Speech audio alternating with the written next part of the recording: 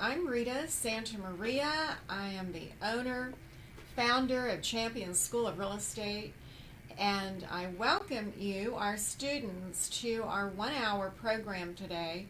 I couldn't be more excited and more happy to have two of our instructors. They are farm and ranch specialists from Washington County. And we have Shelly Moschak. Yes. And she's from the Brenham area and has been in real estate for a number of years. She has a very good residential background. And then she chose to specialize in farm and ranch. And then we have, many of you know, Dave Wyatt. He's been teaching at Champion School of Real Estate, the farm and ranch course, for many years. He's from Chapel Hill. And he's also the author of our farm and ranch book for 10 hours of CE credit. So when you sign up for Farm and Ranch CE, you're either going to get Dave Wyatt or you're going to get Shelly. And I'm so happy to have both of you here today. Welcome. Thank you.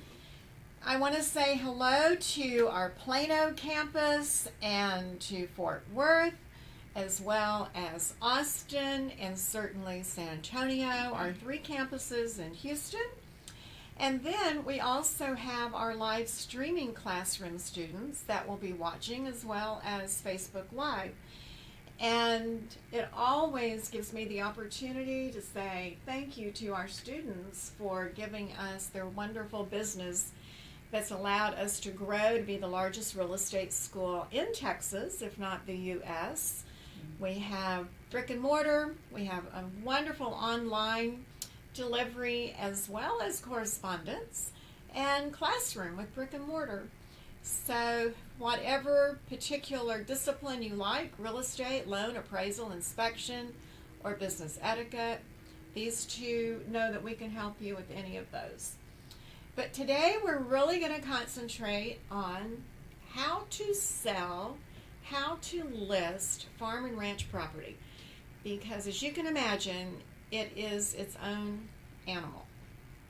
Get out your pens, get out your paper, get out your computer, your laptop, and let's get going. So to warm up, I just want to ask Shelly, what made you decide to go into real estate? Well, after years of corporate America, working in law firms and then other businesses, I really just got tired of the crazy life. I wanted to move to Brenham. My family all had migrated that way, and so I actually got my license with the intention of selling properties in Brenham. So. Okay. How many years ago was that you moved 17. to Brenham? 17. And was there a defining moment where you decided to really specialize in farm and ranch, or did it just happen naturally? I think it just happened naturally. It's just the nature of the type of properties where we live. My mother was successful in farm and ranch before, and so I teamed up with her. I was lucky to have her as one of my mentors. Good. We worked together for a number of years and had a lot of fun. Good. So what about you, Dave Wyatt? What caused you to go into farm and ranch? Well, I've got a little longer story, I guess. I retired from corporate America in 2000. My plan for retirement was to play golf the rest of my life, and that lasted about 4 months. I can only mow so much grass and clean so many windows at home. So decided to get into real estate. I grew up on a farm in Central Texas, and my wife and I actually came to Champions together. She's a registered nurse and decided not to be in real estate, which is probably a good deal for me. Really started in Chapel Hill because we were living there. Chapel Hill is a small town just on the other side of Brenham, and started there. And I signed up with a farm and ranch company, the company that both Shelly and I are with today. And that's Beavers Real That's Estate. Beavers Real Estate. Uh-huh. Good company. One of the reasons I did, because when I lived in Houston, I had a 2-hour commute, and the office of Beavers was exactly 3.5 minutes away from where I live. Wow. So, but I have always been enamored with real property. Always loved real property. Frankly, as a child, I couldn't wait to get off the farm, and now as an old guy, I can't wait to get back. So, here I am. A total turnaround and a turn back. Right. When you said 3.5 minutes from your office, do you walk that? I do not walk. I should, but I don't. Well, he was telling me a little story earlier about trying to get his wife to walk like a block the other night after our statewide or our Houston holiday party. Mhm. But first of all, I just want to say the evaluations on both of you, whenever you teach farm and ranch, I mean, they couldn't be any better. That's good. Our students love both of you. And again, they go to all of our campuses teaching a 10-hour increment on CE. And even 10 hours, they're still just rocking and rolling and full of energy at the end of the day. So I want to thank both of you for that. You're welcome. It's a pleasure. It is. It's fun. So what are the challenges with farm and ranch? I mean, I know both of you understand and know, and you sell houses as well as farms and ranches. But I just want to ask, what's the big difference, Dave? What is the big challenge with farm and Well, ranch? the big challenge with farm and ranch is there's so many other accessorials with farm and ranch, such as corrals and windmills and so forth, that folks who sell 1 to 4 residential don't really run into. You also have minerals and water, which I know we're probably going to talk about sometime today. But, and the contract is completely different. When Shelly and I teach the class, we usually start with the contract and cover it pretty extensively so that those folks in the class can understand the difference between a 1 to 4 contract, 1 to 4 residential contract and a farm and ranch. So there's lots of differences. Environmental comes into play. Minerals certainly come into play. How long is the feasibility study? Feasibility study, usually, while there's always a 10-day option period with farm and ranch, usually feasibility does not come into play unless we're selling maybe a large piece of property for a commercial concern. But that's probably pretty rare for us, okay? So feasibility study usually doesn't come into play. They do from time to time want to do some environmental tests and so Right. forth, but those tests can usually be done in 30 or 45 days. Well, good, So, good. So what do you think the difference is, Shelly? Well, like Dave said, there's just so many nuances that a lot of agents that do residential don't ever encounter. So, to me, it's frustrating to be on the other side of the fence when there's another agent who has no idea what they're doing. Exactly. It's And that's just- because they're not familiar with farm and ranch, and yet they have a friend or a relative that says, "Oh, find me a farm in Washington County. I can just see it." Yes. And they come to you and say, "I want to see this property." Mm-hmm. So how do you deal with that? Well, quite often we end up doing both sides of the I thought transaction. that would be the answer. I have had people say, "What forms do I use?" You're going to have to help me. Brokers that have been practicing for years. It's just a very different, it's a special niche. And so to me, that's one of the biggest challenges, is just trying to walk through that with someone who has never done it. So in residential, we have certain properties called fixtures that stay with the house. So what would be an idea of some fixtures that stay with the ranch? I have brokered everything from alpacas to corrals to squeeze chutes and pens, portable And you have to And- segment all of Mhm. those? trailers, farm equipment, tractors. You know, there's just all kinds of things that That you that have to we pull have to apart. pull. Yeah. Wow. Unfortunately, we don't get a commission on those non-realty items. No, you don't. But we absolutely have to line item them out. Mhm. So, Dave, what would be, in your opinion, some if you were going to do an appraisal, so to speak, knowing that a ranch has a house and a ranch has a barn or barns and corrals and everything that Shelly mentioned, how in the world do you, as a broker agent, how do you figure out value when you do a CMA? Well, with CMAs, you at least what I do is I separate the real property or the improvements from the acreage. Acreage is very easy to do a CMA on because you can always find 50 acres somewhere else that's similar to what the house is on. The house is a little different. The corrals are a little different. You have to do your research and see what the age those are, see if they really should. Would that be like functional obsolescence? Functional obsolescence, to see if they should carry a price or not. Houses, it's impossible to run a CMA on a rural property and find a house exactly like the house you're trying to run a CMA on. So you have to be up to snuff on what the building costs are. Building cost in Washington County is starting at about $185 a square foot. So you have to put a square footage number on that. What I usually do with the CMA, and I think maybe Shelly does the same things, I will, if it's a listing, I will give the sellers 3 choices. I'll give them low, medium, and high, and say, okay, take the choice. And they go for high. And they Always. not always, not Not always. always? I just took a listing about 6 months ago, and the lady took the low.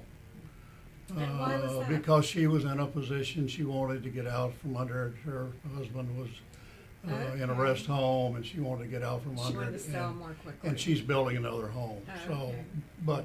but it's difficult sometimes to do. Okay?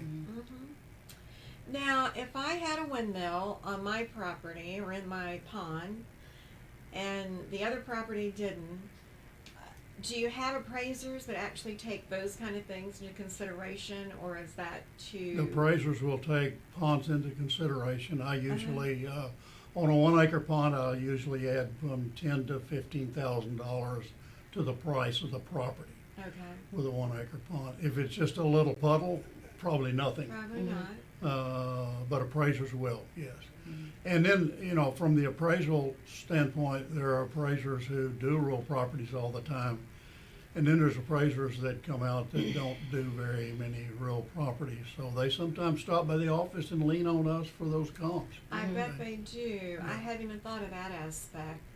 Then you get the appraiser who's typically been appraising residential homes, and now the lender has called them to do your farm. Yes. And so I'm sure they're going, Dave, what do I do about Yeah. this? Can you help? Shelly, what do you think Can about-" you help me with comps? Yeah, we get that Right. quite often, Yeah. actually. On the other, while we're talking about appraisals, on Sure. the other hand, there are firms, there's usually co-ops, or usually farm co-ops like Capital Farm Credit and so forth, that have their own appraisers who are very astute with appraising real property. They also are able to appraise animals, personal property, animals, tractors, combines, and so forth. So a lot of times those appraisers are much better than the ones that might come out of a big city and that's the first time they've appraised anything. So do you have like a checklist? I can't imagine, because I've never sold a farm or ranch, although my parents lived on one for many years. But I guess you get that call for that listing. Do you have a checklist of everything you're going to have to go through and sort of line item out, Yes. from the animals to all the outbuildings and everything? Yes. Yes, we And do. like Dave said, we break it all down, price the land. I typically do the same thing, price the land first, and then try my best to find something similar in terms of the home. But yes, we break it all down and put it back together, and I give them a spreadsheet with, like he said, with a price range. I would think you would need to be a fairly analytical mind person, where you really are looking at a step-by-step approach and there's so many nuts and bolts to make it come together. Mhm. What is a typical length of time from getting the transaction negotiated and signed to getting it funded, closing? That depends. We have a lot of buyers that are cash. When You're they do, supposed to smile when that happens. cash is good. Yes, we like that. We I would do. say 80% cash. Yeah, we 80% do cash. a lot of cash transactions. Is it that they're really going to operate a farm and ranch, or is it like a weekend hobby? Most of them are Yeah. weekend ranchers, or they just want a place to get away from the city for the weekends and stuff. So recreational properties and that kind of thing. But yeah, when they do a loan, it takes about 45 days. About 45 days, and so if you- that's not too long. No, it's really. not. It's not too bad. Well, let's talk about that. What kind of financing do you typically see with farm and ranch? Well, the thing I tell the students in my class, I think Shelly does the same thing. Yeah, I do. I hate to mention banks. I won't mention banks, but don't use it in New York City Bank. Don't use a big city bank. They don't understand rural properties. So the advice that I would give to a buyer is either go to a small county bank in a county seat town, maybe the town that you're buying property in, or go to one of these co-ops. The co-ops like Capital Farm Credit, Texas Ag Credit, and so forth, their specialty is farm and ranch. The advantage of the co-ops, while I'm not trying to sell their services, but the advantage of the co-ops is they will finance personal property. So they'll finance 100 head of cattle, or a combine, or a tractor, or whatever in the deal. Interesting. Now, I know we're maybe not there, but probably a good time to Yeah, talk about go ahead. what the financing terms are. Uh-huh. The terms usually are 20-year loan, 20% down. There's not any really cheap money down. And usually the percentage rate is about 2% above what you're used to in 1 to 4 residential. So if 1 to 4 residential is 4.5, it's gonna be 6.5, Okay. maybe 7. But they also have patronage programs, which is Right. nice. And what is that? A patronage program, well, Okay, wait 1 second. I Mhm. want to make sure. We've got Randy Smith. Hey, Randy. He's teaching finance in Plano today. oh, hi Randy. He has about 75 students, and they are very interested in hearing about finance. So, Dave mentioned co-op. We're going to go back to that in a minute so Great. they understand what co-op is. And then Shelly just mentioned Patronage programs. patronage program. So tell us what that is. Well, essentially, when you borrow, say, $100,000 from Capital Farm Credit, Texas Farm Credit, any of these type of Farm companies, credits. Uh-huh. they Or will companies. basically pay dividends back to their, they pay dividends, which they consider patronage, back to their borrowers at the end of the year. And I've had Okay. several people tell me that it was enough to cover their taxes. Wow. So that higher So- interest rate is not necessarily a bad thing. Uh, They get some of that back. So it definitely is imperative for a buyer to find an agent to work with, because you and I both know if someone's looking for country property to get away from the city on the weekend, they're not going to know the right questions to ask. Correct. Believe me, they would never know a patronage package. And co-op, they probably have seen the signs somewhere on a building, but really didn't know what it meant. Right.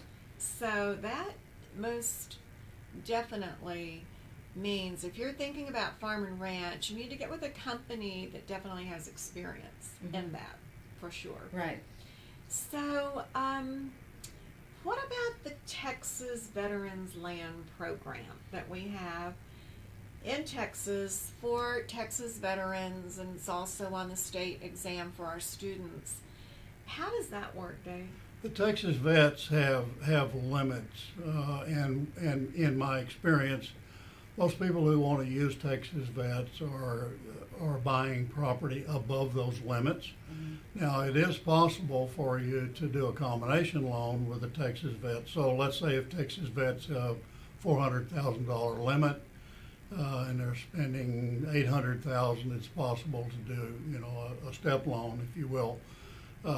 Frankly, with 80% of everything that we deal with being cash, Usually Texas Vets does not come into play. I probably have done Right. no more than 2 in 15, 20 years. It might be So- more on just a small piece of land. Be on small piece of land, a small piece of land with a house. The problem with Texas Vets, if the land is upside down to the house, Uh-huh. they may tilt, they may not want to do that. Okay, explain what you mean by that, because we have Okay, some newbies so here. if the land is worth more than the house, so the land is upside down to the house in value, the Texas Vets may not do that. If the house is upside down to the land, meaning the house is worth more, is appraised for more than the land, they may be friendly toward that. But again, there's limits of about 400,000. So sometimes you go over those limits. Okay? However, I just recently did a transaction on 12 acres with an elaborate house for a vet, and she did a VA loan, not a Veterans Land Board Right. loan, Oh, because the limits are lower for Veterans Land Board. Right. And they managed to do 100% financing on a over $500,000 home on 12 acres. So again, a reason to use a good experienced agent Yeah. that says, hey, let's try this option B Right, instead of. Right. Definitely. And certainly for new people listening, sometimes when you go out and you look at a property, the land might be worth more if that were a tear down house. Mm-hmm. And those things with experience we learn. Also, it's a great opportunity to say, we talk about so much of this as well in our appraisal classes. Mm-hmm. Because in appraisal, you can use it for SAE, but we talk about all different types of appraising of different types of property Mm-hmm. and, your competitive market analysis and how that works. So that was great information on financing, because Dave told us there's not a lot of wiggle room if you're going conventional. It's going to be 20% down, 80% loan. Mm-hmm. And so let's go into the area that I think is the most frustrating, if not curious, for the residential agent that wants to sell a farm and ranch. How do you deal with mineral rights? How do you deal with water rights? How do you deal with wind rights? So, go for that, Mr. Wyatt. Water rights in the state of Texas, if you own the dirt, if you own the land, you have a right to use the water under the ground. But there are companies now that are leasing water rights from landowners, and they're basically leasing water rights for the Edwards Aquifer cities. From about Salado on 35 all the way to Laredo is the Edwards Aquifer. And those cities like Austin and San Marcos are growing, exponentially, and they're running out of water. And what's an aquifer? The aquifer, the Edwards Aquifer runs in that area, and it's actually an underground river, if you will. And there are lots of prohibitions of using too much of that water. They have to keep it at a certain level. And that's probably state and federal edicted to do that. And because of the growth, there's lots of prohibitions of using water. For instance, we have friends in Austin who can only water their grass 2 hours a week, between the hours of 2 and 4 in the morning. So they're running out of water. So what's happening north of the Edwards Aquifer, north and east, is there are several companies that are leasing water from the landowners and pipelining that water to San Antonio. There's a pipeline that just came through Washington County, a water pipeline to San Antonio. My goodness. So water is an issue that we have to talk about. If the water has been leased to a third party, the landowner still has a right to use that water for his or her use or for domestic animal use. Can he fill a pond with it? Probably not. Probably not. Or he shouldn't. Right. Can he sell it to his neighbor? No. Can he waste it? No. Minerals is another issue. Most landowners do not know what they own in the way of minerals. They think they do. They think they do. Now, why do you say that? Because these newbies are thinking, how would they not know that? Yeah. They'll tell you they do. They tell you they won't. and when the smoke clears and you do the research, it's completely different than what they think. I can give you 15 stories of people that have said, they own the minerals and they really don't. And they really don't. So the mineral interest is a very complicated issue. It's something that we talk about 3 hours in the classroom about. It could probably be a 2-day class. Mm-hmm. I've been to classes put on by mineral lawyers, and I walk back out of the class scratching my head and say, what did they say? So we try to simplify it enough to where we don't make the student an expert in minerals, but know enough about minerals to know when to need help. Right. So there are clarification. Clarification. There are people who research minerals, and usually that's what we would suggest to a buyer or a seller if they want to know how much of the minerals they own.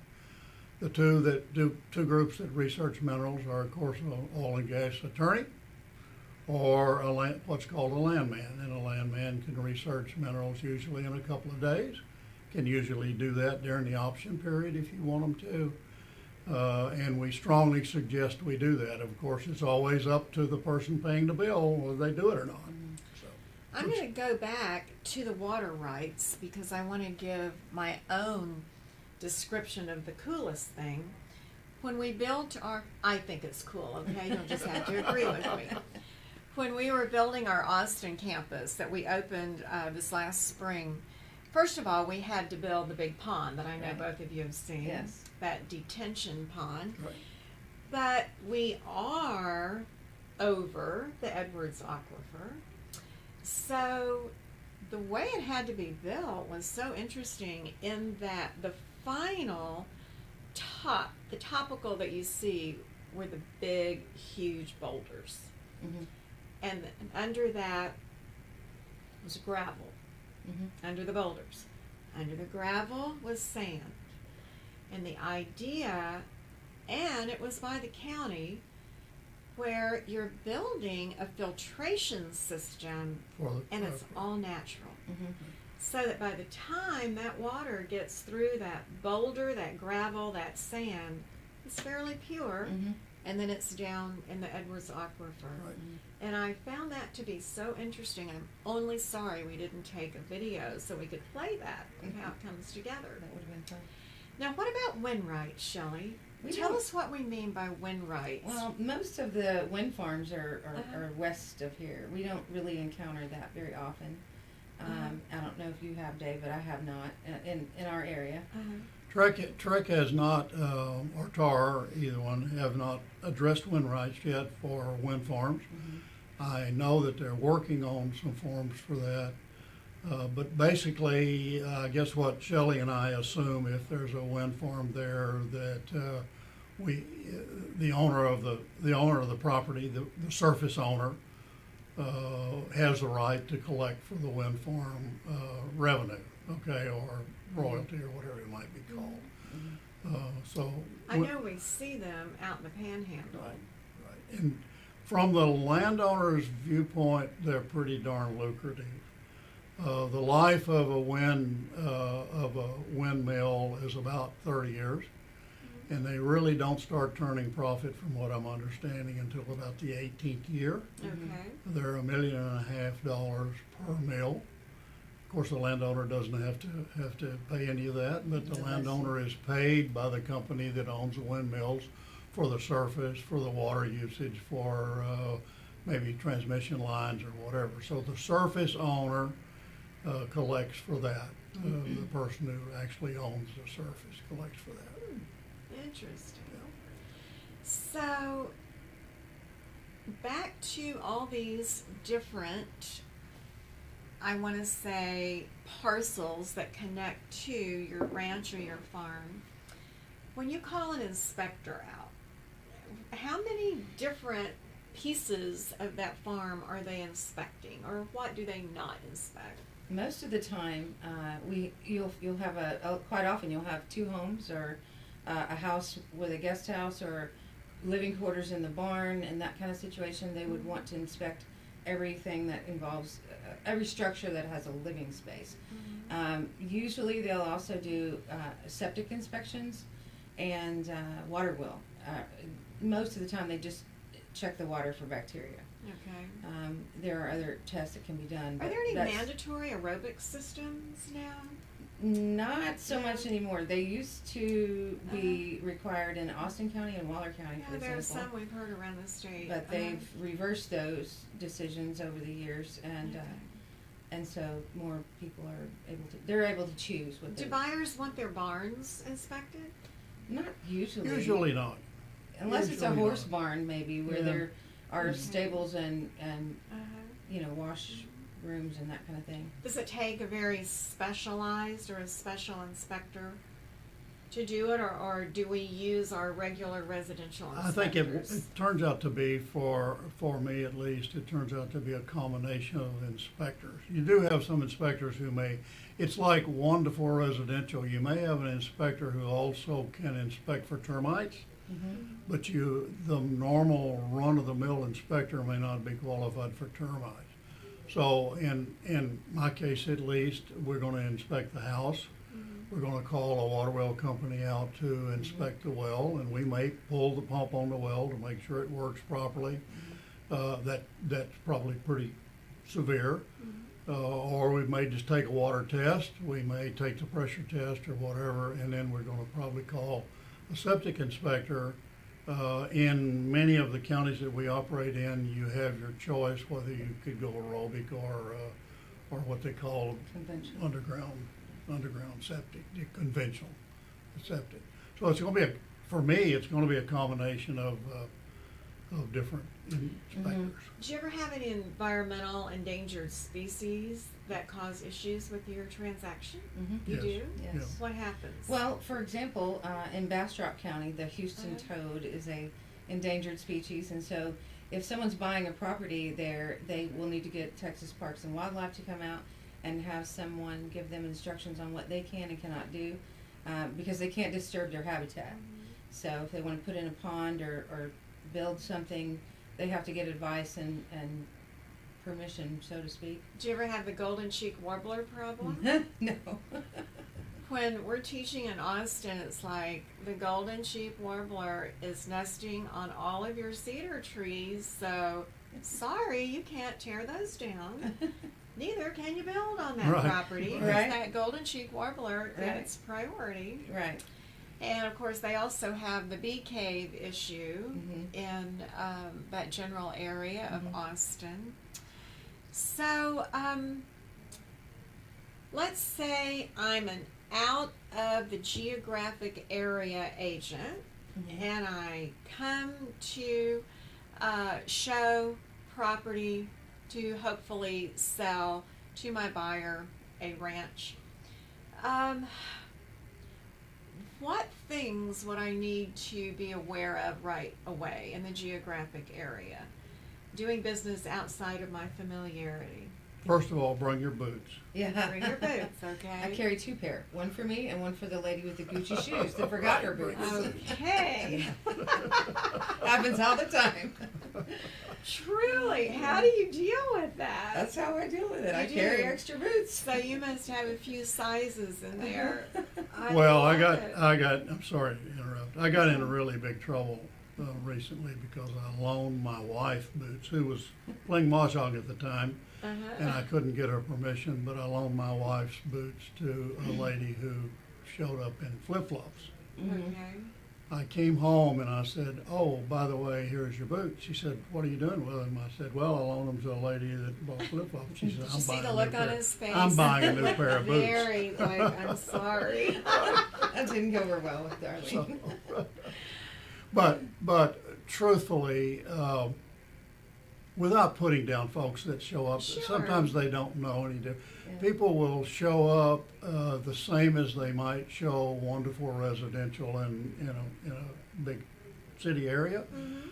They need to be a little more casual. I think we're kind of laid back in the country, but they need to not probably have a pantsuit on Right. with boots and not maybe a a mini hat, skirt trip. especially in the summertime. And maybe just like bring your stress level Bring back your a little stress level bit, not down. be in such a hurry. Yes. And we always carry water and snacks and things, so especially in the summertime, it gets a little bit. Mhm. But the difference I see is that there's not a familiarity with the contract Right. when folks come in. And that's one of the reasons we've got the course. Mhm. One of the reasons we've got the course is to bring those people in that are doing 1 to 4, so if they do come into the rural area, they'll know about the contract. Right. Mhm. And I Yeah. want to say, definitely co-oping with experienced people. Mhm. I know they depend on you Oh, and yeah. other farm Yeah, and they do. ranch brokers that are out there. Would you say that the overwhelming majority of sellers still want an exclusive right to sell? Or do they want to just stick with your real estate company and do an exclusive agency? I know open listings are way gone, Yeah, pretty we much. don't. I've never done an open listing. And a policy in most Mhm. companies. Yeah. Are they pretty much exclusive right? They're pretty much exclusive rights, and one of the reasons is, one of the things that I tell a buyer when, you probably have 2 interviews with a buyer. Number one, you show up to kind of sell yourself and to give information. The second may be to come back to really talk about signing a contract or a listing agreement and the price and so forth.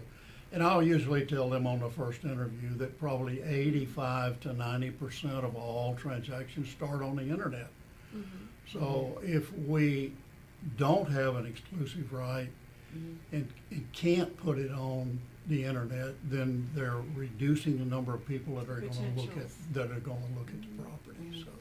So that's another good point. We know that most buyers in today's world, before they contact you, Mhm. they have been looking Mhm. and looking and looking, and then they come in with a couple of listings that they want to see. I know one thing that we definitely need to bring forward is it's going to take a little bit longer to look at a farm and a ranch than it is a house, of course. Right.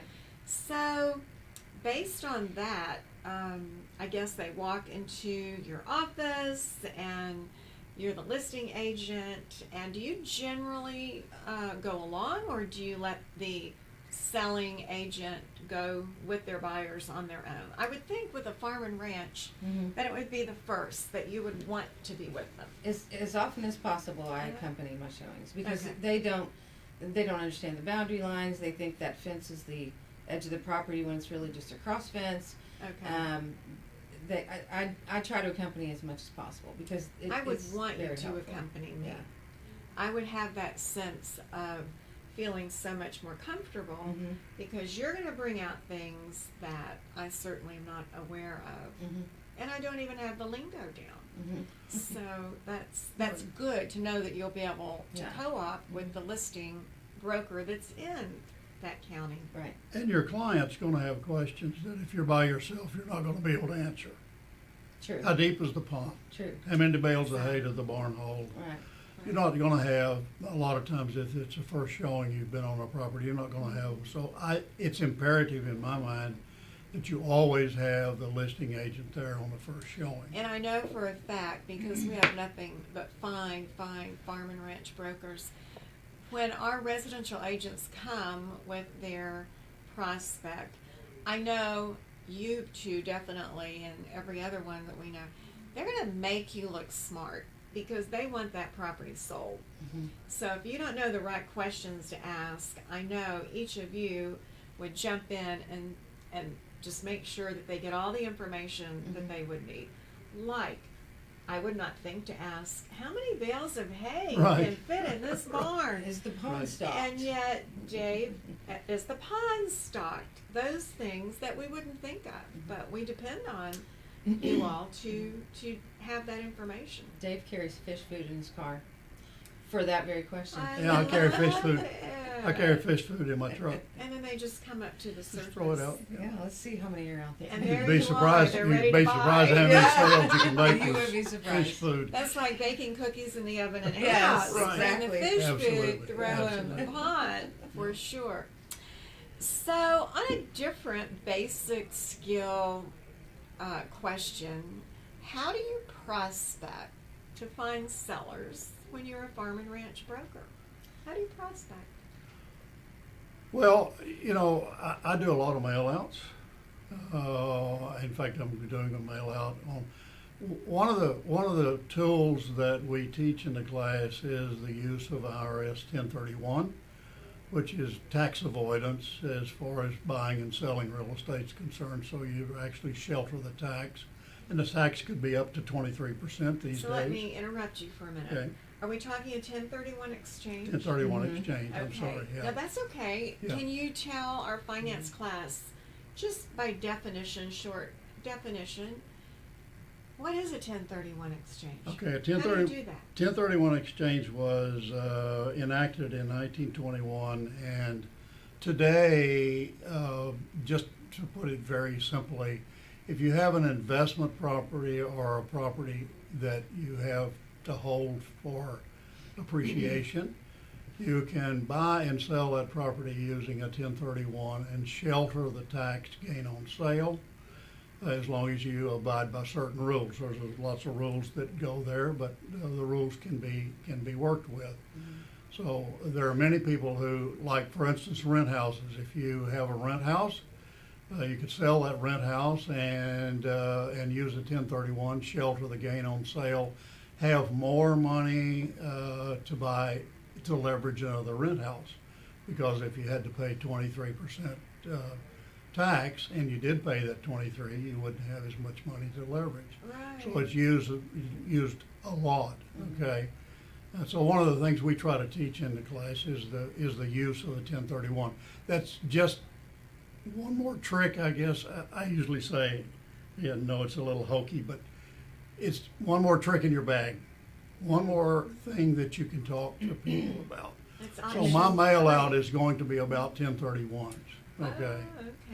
Oh, okay. Folks that own property that's for investment, or maybe they've inherited the property, and advising them they could do a 1031 and not pay tax.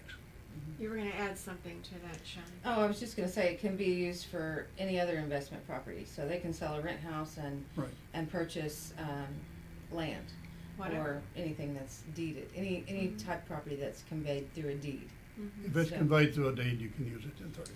You know, I'm just thinking we need to have a 1 hour or 2 hour CE course where we bring you into our live broadcast and just talk about 1031 exchanges. We could Could do do that. that. Because they are such a mystery, Mhm.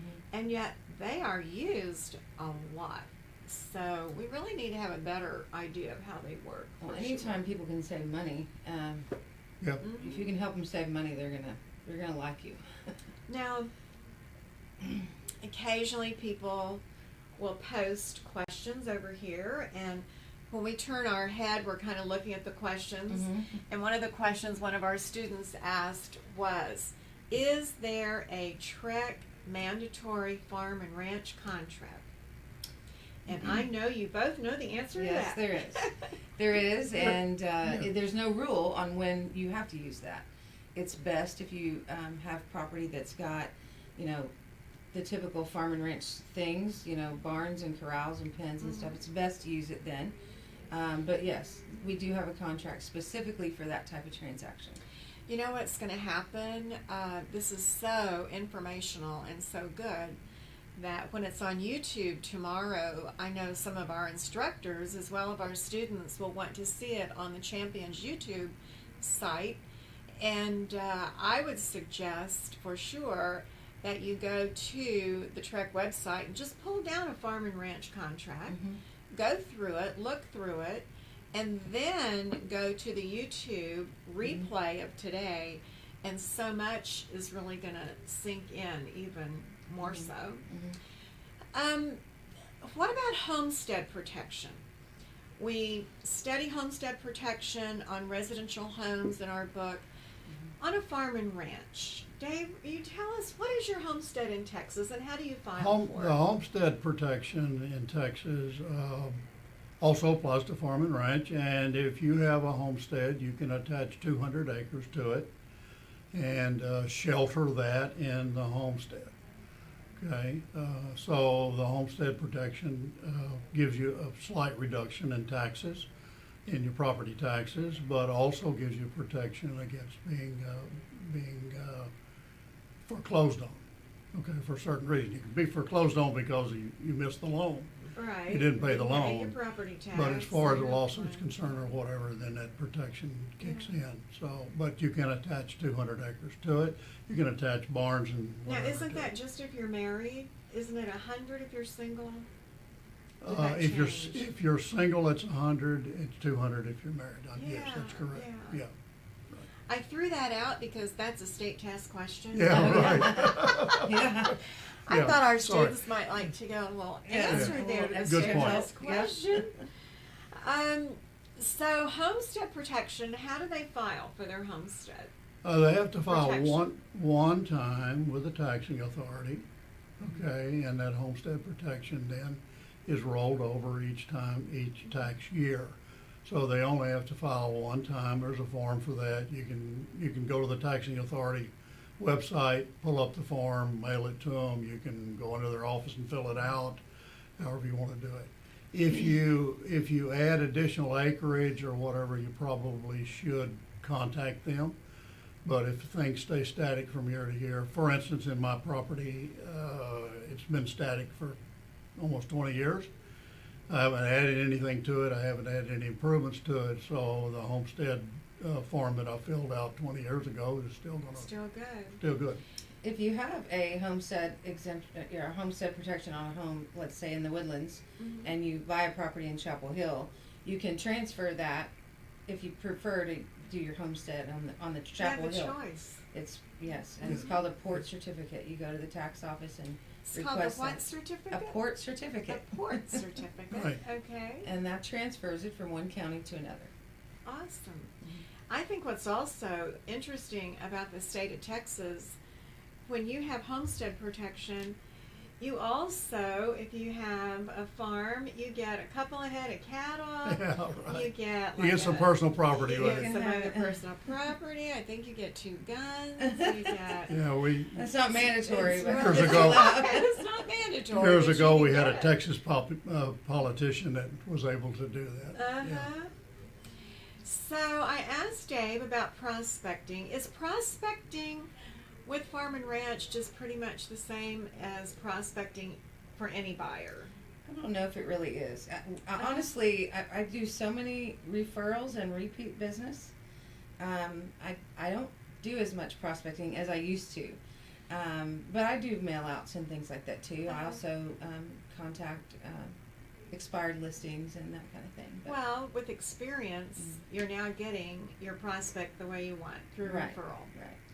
Most definitely, that's how we all want to Right. have our business. So, can you share with us, and obviously I'm not asking for any names or anything, but can you share with us maybe a transaction that each of you did that might have been kind of difficult to put together, and then how you made it work? Do we have that kind of time, Dave? I don't know. Okay, Shelly, we're going to start with Shelly. It sounds like she I has a tell long more one. stories in my classes than you could believe. For every paragraph in the contract, I have a story. There's a story. But yes, I recently sold 119 acres in Guy, Texas, which is it's in Fort Bend County, south of Oh, okay. Meadville, All right. and had a broker from Houston who was a commercial broker and unfamiliar with farm and ranch. Uh-huh. Difficult because I had to help him fill out the contract. The other thing that's difficult is they don't always get the whole legal description. So it was 119 acres with multiple tax IDs. And so the contract came to me for 9.57 acres when it's 119.57. Whoa. Long story. So we had to work through the financing Big issues. difference. They did a 45-day 21 days for financing approval in their third-party financing addendum.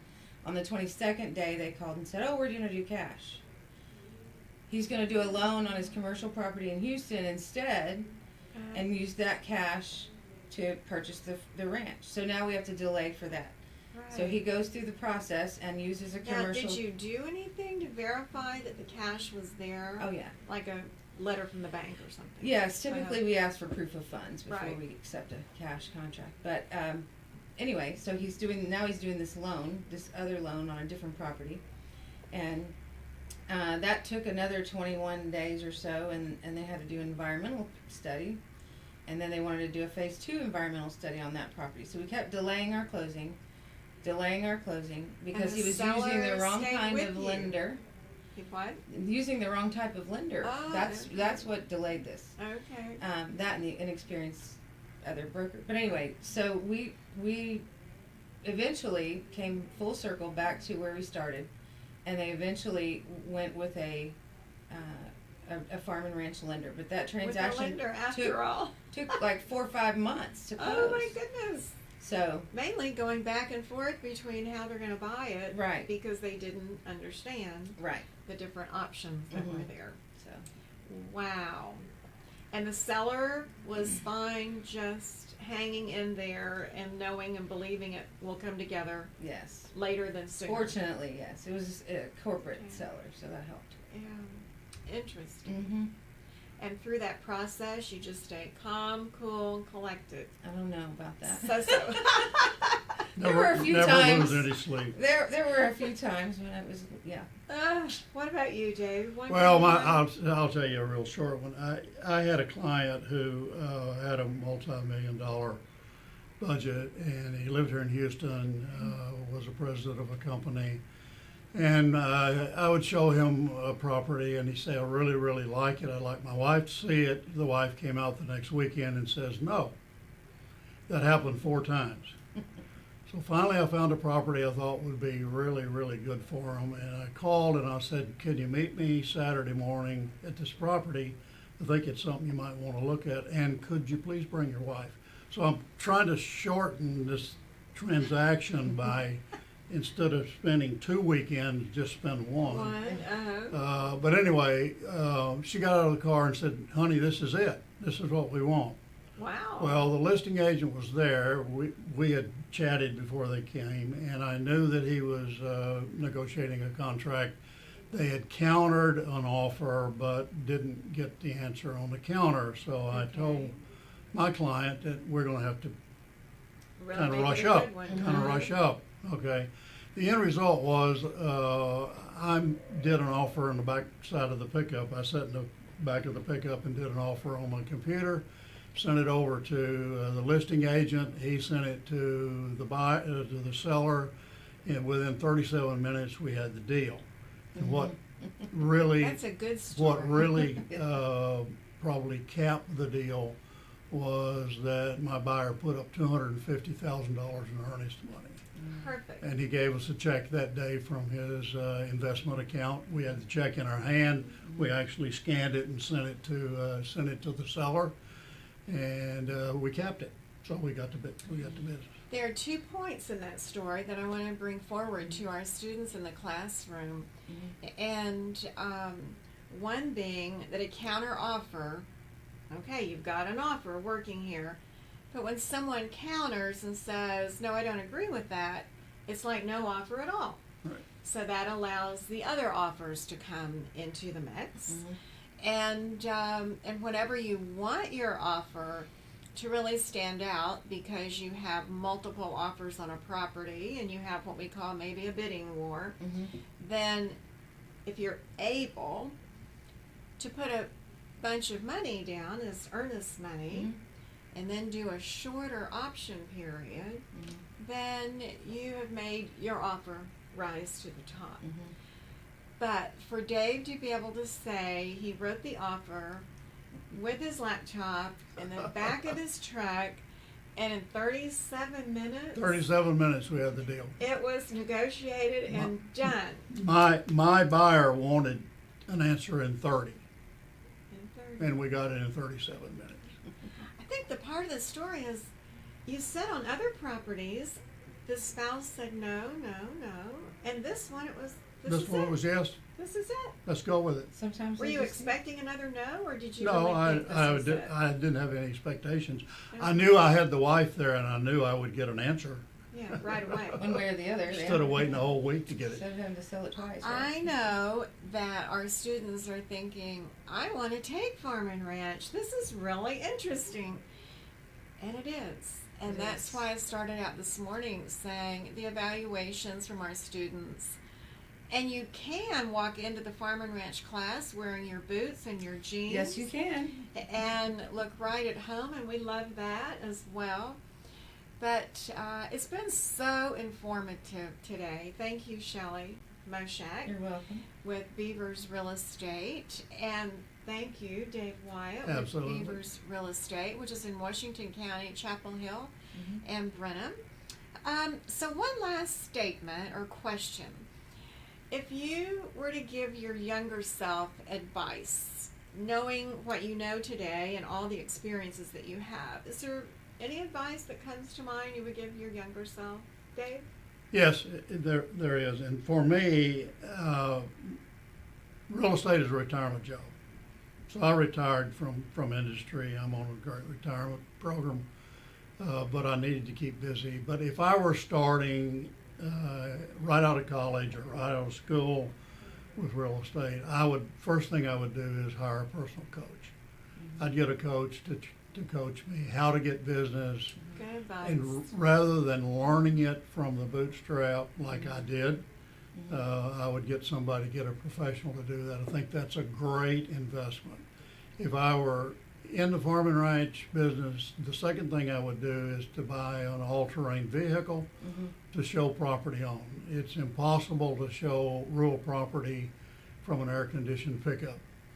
If you have an all-terrain vehicle, you can cross creeks, you can go many places that your pickup can't go. And I've pushed brush before. I've made my own trails through brush, and I can't tell you how many sales I've made because of that. So those two things, I That think just sounds like a lot more a coach and a fun, machine. It is actually. It is. A coach and a machine would do it. A coach and a machine. Right. That's good advice. We talk about coaching all the time. And whether it's in your office where your office manager puts you in touch with a more experienced agent that's your coach or a professional coach, coaching is definitely very, very, well, let me put it this way. It's going to give you a jump start to success. And if you can't afford this was a great lead-in. If you can't afford the personal coach, my 30 Days to Success is your personal coach, where you get the link to the video every day. I tell you every day things to do in order to jumpstart your career. What would your advice be to your younger self? I agree with the coaching part wholeheartedly. I think that's helped me in my business quite a bit. I also feel like having the right systems in place is super helpful. The right CRM and using that from the beginning. And tell our students what a CRM is. Contact relationship management tool, such as Top Producer or there's several of them out there. Several softwares. Put all your prospects in there, people that know you, like you, and you're touching them regularly. Constantly, yes. You two are dynamite, and I am so proud to be able to call you champions teachers. And how many We're proud years- to be here. Thank you, Yes, Dave we Wyatt. are. I know he's been teaching with us for such a long time, and I love to really also brag on the fact he is the author of our book. And we're so very, very pleased to be able to present that with our students. They are champions. They are real estate champions. Every month I get to have two fine people come in and talk about their keys to success. These two are very successful in Farm and Ranch. And the very first year of interviews, we brought down into bullet points on how to be successful by these agents, brokers, teams, husband-wife teams, commercial real estate, property management. And each chapter is a different one of our champions. And you can buy these in the front office, online for just $14.95. Successful Tendencies of Real Estate Champions. I can tell you, hope and believe, these two will be in volume 3 on Farm and Ranch because they are specialists in Farm and Ranch. We want you to be successful at Champion School of Real Estate, and that's why we have our monthly free interviews.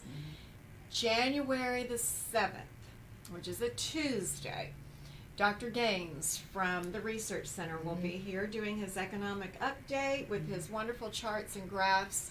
So put that on your calendar. That being said, thank you, Shelly Moschak. Thank you, Dave Wyatt. Thank My you. pleasure. And thank you, our students and our teachers, for your business, and happy holidays to everyone. Bye-bye.